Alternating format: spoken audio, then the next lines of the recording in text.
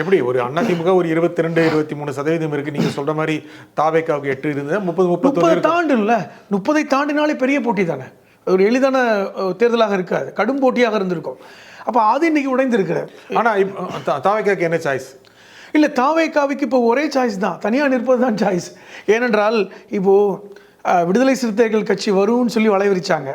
இன்னும் விரிச்சு தான் இருக்கு. என்ன காரணம்னா விடுதலை சிறுத்தைகள் கட்சி வந்து கூட்டணியில் பங்கு, ஆட்சியில் பங்கு அப்படிங்கிற ஒரு கோஷத்தை முன்னெடுத்த பொழுது அதை ரொம்ப அழகாக வந்து பயன்படுத்தி கொண்டவர் விஜய் தான். அதை வந்து வளைவிரித்தார். நாங்கள் கூட்டணி ஆட்சிக்கு தயாராக இருக்கிறோம் என்று சொன்னார். இப்போ ஆனால் விடுதலை சிறுத்தைகள் கட்சியுடைய தலைவர் தொல் திருமாவளவன் ரொம்ப தெளிவான அதற்கு ஒரு எதிர்வினை ஆற்றினார். எங்களுக்கு வந்து கொள்கை முக்கியம், இப்படிலாம் இது இல்லை, நாங்கள் எக்காலத்திலும் திமுக கூட்டணி வெளியே வர மாட்டோம்னு சொல்லிட்டார். அது ஒரு பக்கம். ஏற்கனவே ஆதவர்ச்சின் வந்து இங்கேருந்து போய் ஏதோ நடக்கும்னு பார்த்தாங்க, அதுவும் நடக்கலை. அப்போ இது வந்து விஜய் எதிர்பார்க்காத ஒரு ட்விஸ்ட்டு தான்.